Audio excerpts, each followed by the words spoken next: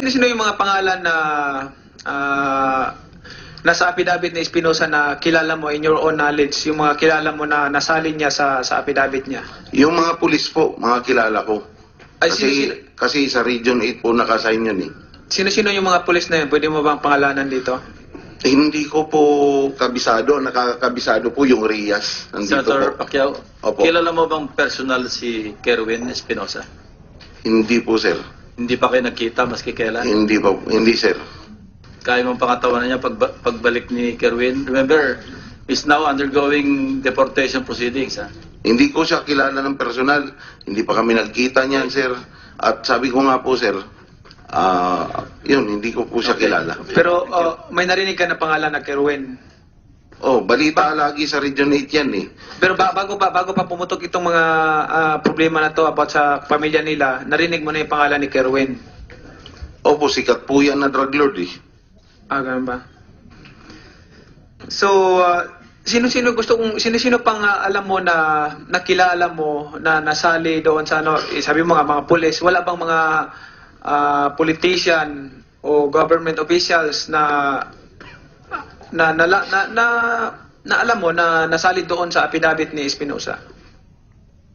Politicians, sir. Politician, government officials. Hindi ko po, ang nakakabisado po sa mga politikong involved, si Major Espinedo po. Kasi siya po ang person na nakakakita. According to yung knowledge mo lang na may narinig ka, di ba may narinig ka doon sa Marami po kong naririnig, sir, pero ayoko po mag-speculate kasi hindi ko pa kahit minsan nabasa yung affidavit. Okay.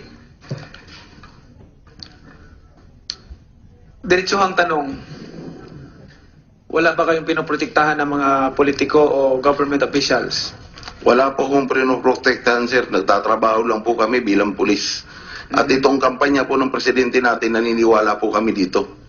At yung napatay po ng mga tauhan ko, hindi po anghel yun. Pumapatay ng tao, drug lord, ang dami pong sinisirang buhay. Kaya po, yung operasyon po namin sa illegal na droga, tuloy-tuloy po. Pero Hindi yung, po tumitigil. yung tao na yun, nakakulong na eh, tapos pwede pa nating magamit para mahuli yung mga kasabwat noon. Yung mga yun yung magiging yung tulay natin para magamit, para mahuli pa yung mga drug lords na kakilala noon. Ang nangyayari nga po sa impormasyon namin, ginagawa po ng mga drug lord, nagpapalabas po ng mga pangalan ng mga pulis para mag-away-away, para din po magkaroon ng conflict within the organization, para po bumagal ang kampanya ng droga, May tinatawag at naman sila. mananatili sila, kumbaga, they're trying to survive for the next 6 years, hanggang matapos po ang termino ng presidente natin. Yung po ginagawa ng sindikato, sir. Paano mo nasabi yan na yan ang ginagawa ng mga drug lord? May what's your evidence? Gaya po nung intelligence report po namin na itong mga affidavit na ina-execute, sinali na yung pati hindi involved, sinasali. Kumaga, para siyang halo-halo lang. Parang yung hanggang sa ito, may confirmation nga, galing nga sa social media, pagkamatay ni Mayor, yung kapatid mismo nagsalita. Ang sabi ng kapatid dito, Ramon said his brother told him that he was not the one who made it, the affidavit, and its content didn't came from him. One time I asked my brother, Mayor Espinosa, did you really make the affidavit? And he told me the affidavit was ready-made. It was prepared by someone else and was just asked to affix my signature. He said, Ramon surmised that some police officials prepared Mayor's affidavit. Open po to sa social media, sir. Diretso ang tanong ulit. Doon sa Region 8, kayo, ever since, wala ba kayong involvement sa illegal na droga? Ako po, mula po nung nagserbisyo, pumasok po ako ng 1996 sa serbisyo bilang pulis po. Wala po akong illegal na activities kahit saan po kayo tumingin sa serbisyo ko. Nilaan ko po yung buhay ko sa pagsiservisyo sa bayan. Pero gusto ko lang malaman sa ating PNP kay General Magalong yung comment mo, yung pananaw mo kung tama ang ginawa ng mga tauhan mo sa pagpapatalikod doon sa mga pulis at sa mga jail guard. Kung tama ba yung ginawa nila. Mr. Chair, Your Honor, sa amin pong police operational procedure, when we are dealing with criminals, that is actually po yung tamang procedure. Let them face the wall. Yun po for criminals, but not for friendlies. But not for friendlies. But not the policemen. Hindi Opo. sa mga police, hindi sa mga jail guards. Opo, kasamahan po namin yung mga yan. Bakit naman po ganun ang trato namin sa kanila? Para bang, kung ako, boxer ako, tapos yung kapwa ko boxer, pinapaano ako, magsusuntukan kami. Hindi pwede yung patalikurin niya ako para magsusuntukan kami, pareho lang kami. Di ba? So, ang ibig ko sabihin, ginawa ko lang example yung sarili ko, pero hindi ko talaga maisip eh. Mag-ano lang, tataas na yung ano ko. Anyway, your time is up, Senator Pacquiao. Thank you, Mr. Chairman. Your name for the Sir, record. I'm Police Superintendent Jose Mel Bintamaca, sir. I'm the Regional Chief of Crime Lab 8, sir. Okay, go ahead. Sir, I would like to point out on that picture, you can see near his arm, there's a chalk mark. Just on the level of the slippers, between his arm and the slippers, there's a chalk mark. This one? No, the other picture, sir. This one? That one, sir. That is a SOCO processing mark, sir. That's a SOCO Processing mark. processing mark. So Let the that record means- state that the witness is referring to the picture on the right side if we're facing the picture, and there's a chalk mark by his right arm that indicates that SOCO Already has already conducted. processed this investigation. Yes, sir. Same. Oras nyo, assuming totoo po yan, anong oras nyo po inalis yung baril? Nakita nyo yung baril nung dumating kayo at 58 po. 5:58. At sinabi nyo, nag-process kayo until, what's the exact time? 8 a.m. po, ma'am. We are referring to cell 1. Yes, ma'am. Excuse me, Senator. I requested, if you have that video footage, which is timed, we should present it here so we can see it. While you're asking the questions, please prepare it already so we can see it. Do you have it? Yes, sir. Where is it? See, bigyan nyo na doon habang tinatanong kayo na Senator De Lima. Pag natapos magtanong, papakita natin yan. Yes. Ito po, ma'am, yung collection ng evidence namin sa crime scene number 1, crime scene A, which is the cell of Mayor Rolando Espinosa. Kung makikita po natin sa video, ma'am, tapos na po namin ma-process yan. Where in fact, na paraffin na po nga namin, yung may bilog dyan na red, yung sa may rest niya is sa paraffin wax pa rin po yan. Tapos, ito po yung, nakulikta namin yung caliber Super 38 pistol at 7:01 a.m. Yung fire cartridge evidence number 2, 7:03 a.m. Fire cartridge case number 3, 7:05. Deformed bullet evidence number 4, 7:06.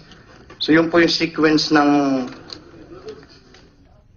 pagkolekta po namin ng evidence. May na-recover rin po kaming hair strand sa wall. Kasi may bullet hole po ron. So subject po namin yun for DNA examination. We recover also a padlock, sirang padlock, doon sa may shelves at 7:45. So yung natapos po yung pag-conduct namin ng paraffin cast is 8 o'clock in the morning. So nag-proceed naman po kami doon sa second crime scene B, which is in cell number 7. So, sino po ang umalis nung baril at anong oras po inalis itong baril? Yung baril po ay nakolekta po ng collector ko na kasamang ko sa SOCO, si P1 Bato po, Jerome Bato. Noong 7 o'clock, 7:01 in the morning. Yung pagkuha ng baril. Yes po, ma'am. So that was duly noted. Yes, ma'am. Lahat po ng, pag nag-process po yung crime lab, ma'am, ng SOCO, lahat po yung documented minamarkahan po namin on Nung site. nakuha nyo na po yung baril, na ganyan na nga ang itsura, nasa right side, nawala na yung baril, meron pa ba kayong mga ibang pinaprocess at that time? Wala na po ma'am kasi nakolekta na po namin yung mga pieces of evidence relative to Sigurado po kayo? Sigurado po kayo? Yes ma'am. Sino yung mga pangalan na nasa affidavit ni Espinosa na kilala mo in your own knowledge, yung mga kilala mo na nasalin niya sa affidavit niya? Yung mga pulis po, mga kilala ko. Ay, Kasi sa Region 8 po nakasign yun eh. Sino-sino yung mga pulis na yun? Pwede mo bang pangalanan dito? Hindi ko po kabisado, nakakabisado po yung Rias. Nandito Senator po. Pacquiao, Opo. kilala mo bang personal si Kerwin Espinosa? Hindi po sir. Hindi pa kayo nagkita maski kailan? Hindi po, hindi sir. Kaya mong pangatawanan niya pagbalik ni Kerwin. Remember, is now undergoing deportation proceedings. Ha? Hindi ko siya kilala ng personal. Hindi pa kami nagkita niyan sir. At sabi ko nga po sir, yun, hindi ko po siya kilala. Pero may narinig ka na pangalan na Kerwin. Oh, balita lagi sa Region 8 yan eh. Pero bago pa pumutok itong mga problema na to about sa pamilya nila, narinig mo na yung pangalan ni Kerwin. Opo, sikat po yan na drug lord eh. Ganun ba? So, sino-sino pang alam mo na nakilala mo na nasali doon sa ano, sabi mo nga mga pulis, wala bang mga politician o government officials na alam mo na nasali doon sa affidavit ni Espinosa? Politicians, sir. Politician, government officials. Hindi ko po, ang nakakabisado po sa mga politikong involved, si Major Espinido po.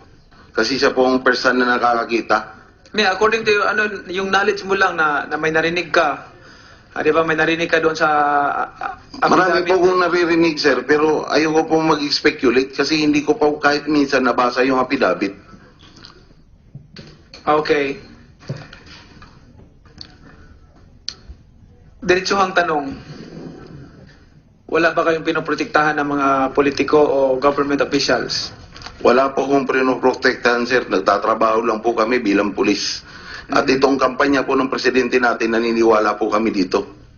At yung napatay po ng mga tauhan ko, hindi po anghel yun. Pumapatay ng tao, drug lord. Ang dami pong sinisirang buhay. Kaya po, yung operasyon po namin sa illegal na droga, tuloy-tuloy po.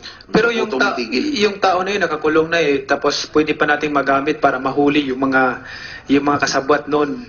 Yung mga yun yung magiging yung tulay natin para magamit, para mahuli pa yung mga drug lords na kakilala noon. Ang nangyayari nga po sa impormasyon namin, ginagawa po ng mga drug lord, nagpapalabas po ng mga pangalan ng mga pulis para mag-away-away, para din po magkaroon ng conflict within the organization, para po bumagal ang kampanya ng droga, May tinatawag at naman sila. mananatili sila, kumbaga, they're trying to survive for the next 6 years, hanggang matapos po ang termino ng presidente natin. Yung po ginagawa ng sindikato, sir. Paano mo nasabi yan na ang ginagawa ng mga drug lord? May what's your evidence? Gaya po nung intelligence report po namin na itong mga affidavit na ina-execute, sinali na yung pati hindi involved, sinasali. Kumaga, para siyang halo-halo lang. Parang yung hanggang sa ito, may confirmation nga, galing nga sa social media, pagkamatay ni Mayor, yung kapatid mismo nagsalita. Ang sabi ng kapatid dito, Ramon said his brother told him that he was not the one who made it, the affidavit, and its content didn't came from him. One time I asked my brother, Mayor Espinosa, did you really make the affidavit? And he told me the affidavit was ready-made. It was prepared by someone else and was just asked to affix my signature. He said, Ramon surmised that some police official